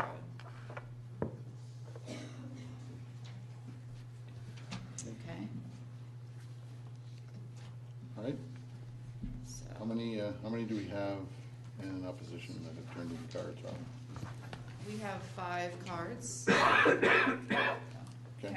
We're going to, can you set the clock for 10 minutes? Yeah, it's already over there. We'll stick with 10 minutes. Yeah, it's Okay. on the side, yeah. All in order. Okay. I'm sorry, I'm not good at names. Amy Stippinen, I would ask each one of you to just be mindful that there are 4 other people that would like to speak, and this clock governs everybody. And so, and we don't need redundancy. So if somebody else has already made your point, it probably doesn't require you to speak as well, but go right ahead.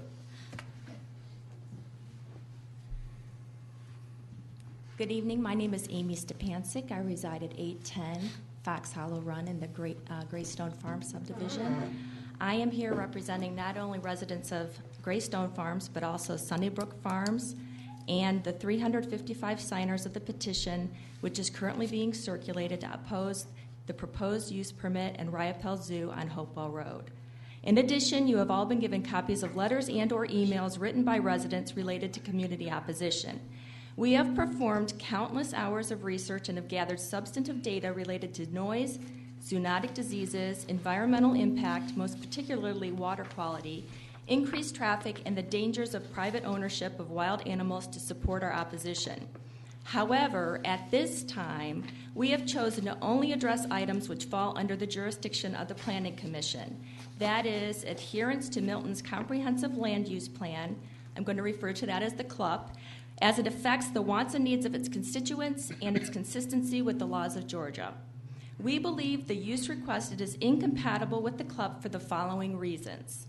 The property in question is located in what the club calls Central Milton. To quote from the club itself on page 33, Central Milton has retained much of the rural characteristics of the city of Milton. Along with the many subdivisions within this area, it is also characterized by several horse farms, pastures, woodlands, and several large properties. In addition, many of the roads provide scenic and linear green space corridors such as Birmingham Highway, Freemanville Road, Thompson Road, and Hopewell Road. Many of these scenic corridors include rural home sites, horse farms, wetland crossings, and access to country clubs, equestrian facilities, and more open space. The visual aesthetics of this character area should be maintained even as residential development continues. Having a commercial business of any kind, in this case an unaccredited backyard zoo, is inconsistent with the current and very desirable rural equestrian character of the Central Milton character area. In addition, on page 20 of the club, rural view sheds are defined as the characteristic pastoral views that can be seen along the roads as one travels through Milton. Rural view sheds contribute to the rural character and sense of place of the city of Milton. It goes on to say that concerns have been expressed about maintaining and preserving these view sheds as cherished characteristics of Milton. The future development map identifies the roads that should be considered for protection as rural view sheds. The area where this property is located, as well as the adjacent community, is one of these areas identified in the city's future development map as a rural view shed area. If the use permit is approved, signage, public restrooms, and a parking lot will be added to the property. This will clearly not create the pastoral view Milton residents have come to enjoy, and the club recommends be protected. In addition, on page 34 of the club, Central Milton contains a significant network of creeks, streams, wetlands, and floodplains, among other environmentally sensitive areas. The property in question sits in a 100-year floodplain. You wouldn't be allowed to put a home there, so does it make sense to locate animal cages there? In the event of a flood, the animals would perish and their waste would be distributed throughout the area. Also, Chicken Creek runs directly through the property, providing water to Starnes Lake, as well as continuing further downstream. As suggested by the club, this means that this property is of particular environmental concern. We are also hoping to present tonight a letter prepared by Lisa Cawley of Protect Milton, which details recorded levels of E. coli parasites in Chicken Creek. Environmental contamination from pet primates relating to poor hygiene and improper disposal of contaminated feces pose a serious problem. Many disease organisms can persist in the environment for undetermined periods of time and may pose a serious threat to humans. Environmental contamination may be a danger to the communities where primates are kept. As anyone who is lucky enough to live in or just drive through Milton knows, horse farms enhance the character of the city. An unaccredited backyard zoo will never enhance our city. We hereby urge you to deny the petitioner's request for the use permit and establishment of the proposed Riopelle Roadside Zoo. Thank you for your time and consideration. Next speaker is Kay Norvell.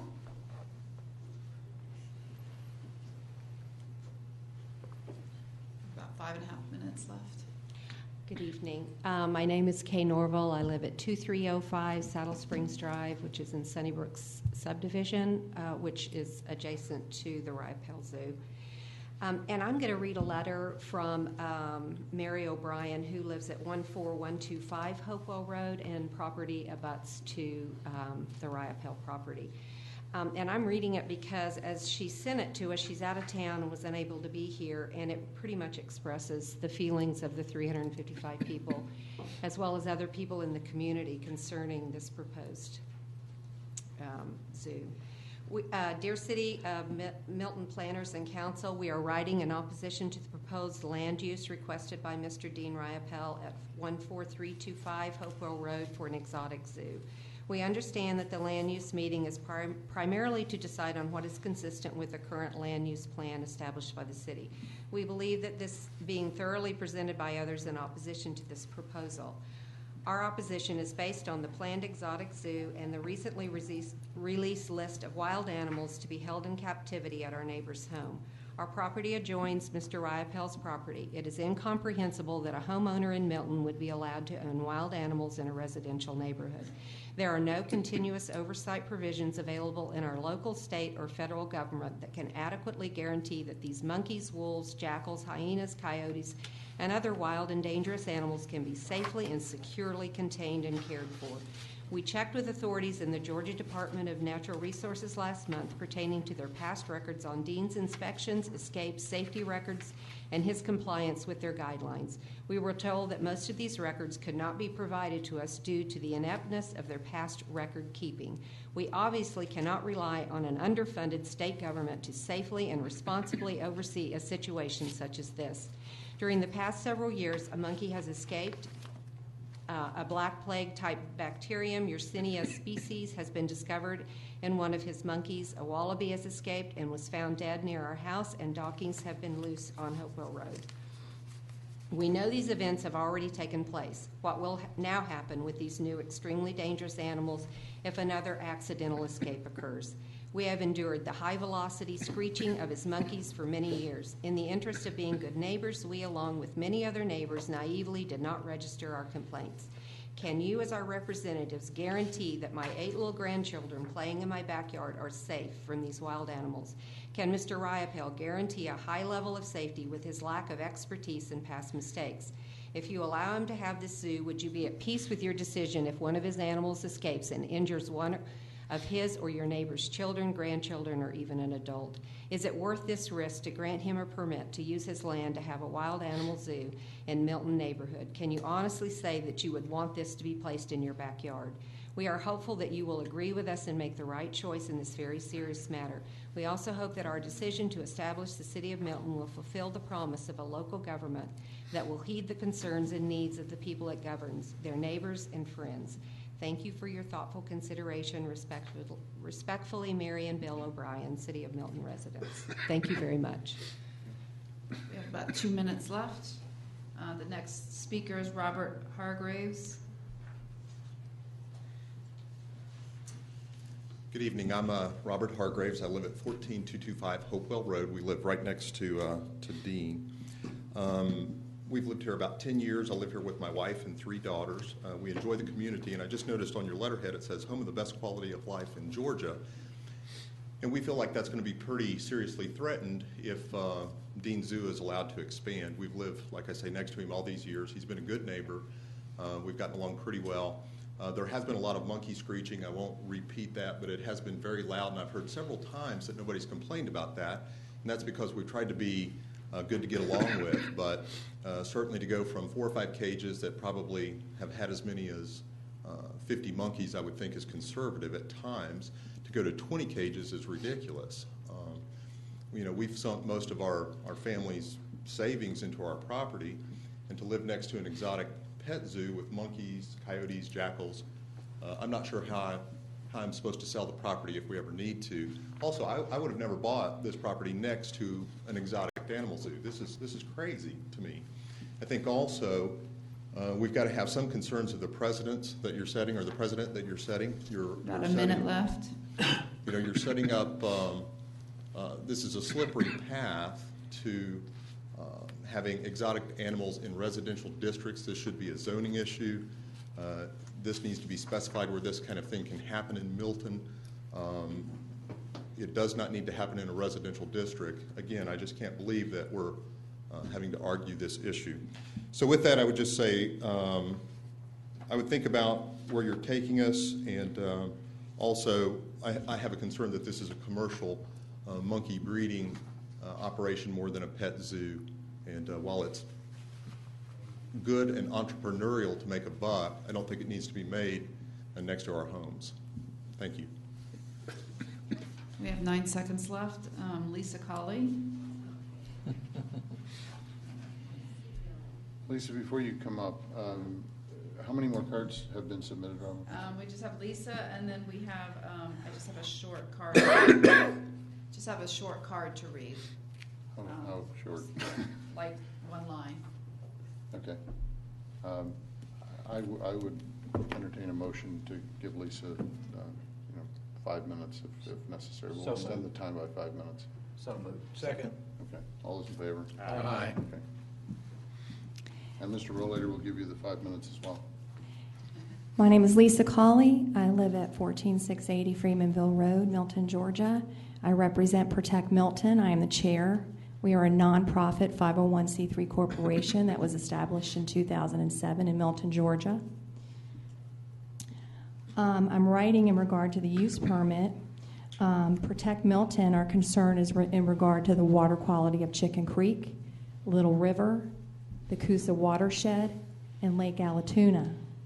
Chicken Creek is connected to Little River, and Little River runs directly to Lake Allatoona. The reason this is important is that Little River, since 1999, has been on the impaired stream list, the 303D and 305D impaired stream list by the Georgia EPD. Chicken Creek was also on the impaired stream list in 1999. The reason we know this is that we did some water quality stream assessment study in 2007 and 2008. The water quality study was done by Butch Register of Register Nelson, and the city of Milton received this entire water study back in 2008 and a summary, and you guys have a copy of the letter that I sent to all of you and City Council. Our concern is the amount of animals on this property, and also I understand that it is 20-some acres with proposed up to 150 animals, and my concern is exactly how many acres of the 20 acres is usable, and I do not know what the City of Milton's requirements are for animals per acre, so I'm concerned about that. The biggest concern Protect Milton has is for the primate cages, which are sitting on floodplain with no bottom to them. From our understanding, the cages sit directly on the ground. The biggest culprit to stream contamination is stormwater runoff. So if the fecal matter or feces or waste from the animals is not removed, over time, the runoff from this particular property will significantly degrade the creek even further. Protect Milton is in the process right now of submitting our 2008 study to the EPD because our interest is to once again get the creek back on the impaired stream list so that it's more protected. Just to give you an example, a lot of people aren't aware of, in regard to fecal coliform. Fecal coliform. You have 2 minutes left. Okay. The United States, the United States uses fecal coliform as their guideline for contamination. And Coliform lives in the intestinal tract of all warm-blooded animals. For example, 1 ounce of human waste contains 1.5 billion coliform in just 1 ounce. So if you have animals that are concentrated on a property such as this, we are very concerned about the stormwater runoff coming from this property.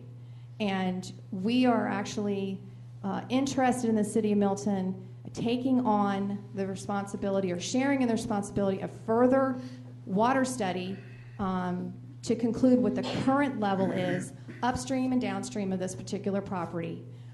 In the meantime, Protect Milton is going to be moving forward with putting this creek on the impaired stream list. So I think that you guys should really consider strongly the impact to the environment and the water in regard to this particular property because it is significant. I don't think you guys would allow 150 horses on 20 acres, 150 dogs, 150 cats. I think it's really important to determine how many acres are actually usable and how many per acre, and look into the real impact this is going to have on the creek. Because at the end of the day, this all connects to Little River and ends up in Lake Allatoona, which is drinking water for Cobb County. There was one more point. On the plan that I read from staff, it said that there was a perimeter fence and that he was going to maintain 100 feet from all property lines to stay out of the buffers. Time is up. Go ahead, finish. I just wanted to know how they were going to maintain keeping the animals out of the buffers from with the perimeter fence. That's it. Thank you. Probably go ahead and read what you have. I'm sorry. Go ahead and read what you have. Okay. This is from Linda Kraus-Lark, 545 Hickory Oaks Court, Milton, Georgia, 30004, Brookside neighborhood resident. As a resident living near the proposed zoo, I want to voice my opposition. This has no place in Milton. That's it. Mr. Rollator, do you want to use the remainder of your, you got Let me 12 minutes left. Let me allow you that option. I have a twofold announcement. If this commission votes to defer this matter for 30 days, I'm through. If this commission does not vote to defer it, then I am prepared to go forward with our full presentation when I would estimate it 10 plus 5 minutes would be 15. With your permission, I will defer to your vote until that time. Well, procedurally, we're going to have a little bit of trouble doing that because we've got to close public comment before we can vote. So you can decide what you want to do. We'll close. Thank you. Time, we've entertained, I think, enough time. Unless you've got something that nobody else has said, come on up if you got 1 minute and nobody else has said this. Okay, that's fine. I just want to clarify a couple things. The lions and tigers and bears and hyenas and none of that has come. He has not proposed any of that stuff. So they're pulling up. People are coming up with stuff that is not even relevant to this thing. I respect Lisa's effort on water quality. I totally agree with that. But you got to put this all in the right perspective. A monkey the size of a cat produces about as much poop as a cat. And, Kay Norval has 3 horses on an acre pasture. They produce more in one day than the monkeys do in a week. So, I think we need to keep it in the right perspective. So, I think some of the things that are being brought up are just not accurate. He has never mentioned having 150 monkeys. He has never mentioned having lions and tigers and bears and hyenas and coyotes. Yeah. Okay. Okay. We need a motion to close public comment. So moved. Okay, second? Second. Yeah, I'd like to just throw in one point about that. Public comment is closed. I'm sorry, who made the motion, who seconded? I second it. I moved. Okay. Discussion, questions? The applicant has asked for a deferral. What do we want to do? I just have a question for staff. Sure. If staff can clarify, I'm looking at page 18 of 31 in the information that's prepared for us this evening. I'm looking at the top of the page where it lists, where it states, the following exotic animal inventory is to be exhibited as stated in an email dated January 15th, 2013 from the applicant's representative, and it includes the list of animals. Is that was, who, can we know who the representative was, who? That was Mr. Rollator. Okay, and that list does include, I'll just read for the record, 1 each primate species, 15, no larger primates such as chimpanzees and baboons. Exact number of species was not given. 3 wolves, No, coyotes. okay, excuse me, I'm sorry, before, those are categories. Oh, okay. So the So first the- number does not apply, but if you keep on going, so for Okay, instance. wolves, coyotes, foxes, jackals, 5 5 each, total. total 20. No, no, Category oh. 8, hyenas, I'm sorry. 4. I'm sorry, we revised it, and I think I sent an email with the revised version. Yeah. So that there's not, we multiplied, and that was incorrect. Okay. So, for instance, for each primate species, 15, saying that they don't know how many different types of small primates they would have. So they don't, that's kind of, Okay, so the number is insignificant, Right, but the we list don't know, is still yeah. appropriate, correct? right, then wolves, coyotes, foxes, jackals, 5 total, hyenas, 2 total, camels only, 3 total, raccoons, cotis, 10 total, kangaroos, possums, 10 total, anteaters, sloths, armadillos, 4 total, mongooses, civets, and genets, 4 total. Okay. So we had multiplied, and that was incorrect, and we made that correction.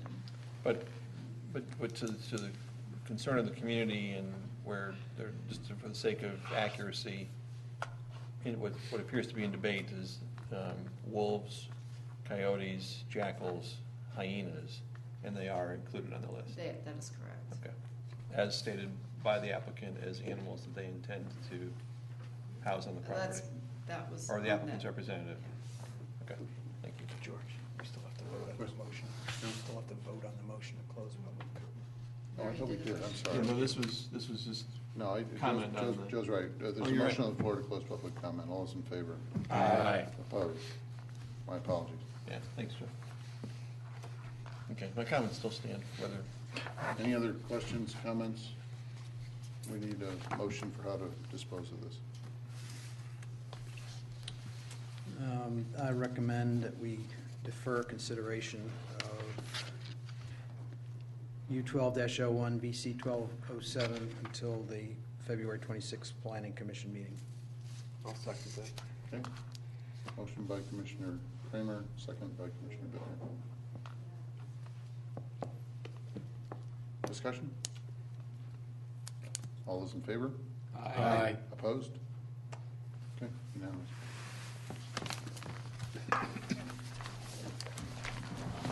Thank you, everyone.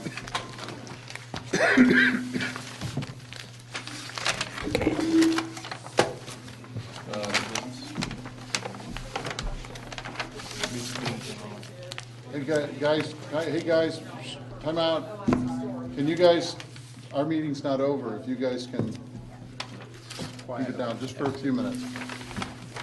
Thank you. Anything else we need to do tonight? Okay. What's the disposition of the enforcement guideline? Where's that gone? Can we get an update on that maybe next time? We gave it to the judge, and he's very happy to be using it, so they're happy. Okay. So they have it. Okay. We need a motion to adjourn if there's nothing else. So moved. Second. Commissioner Edwards moved.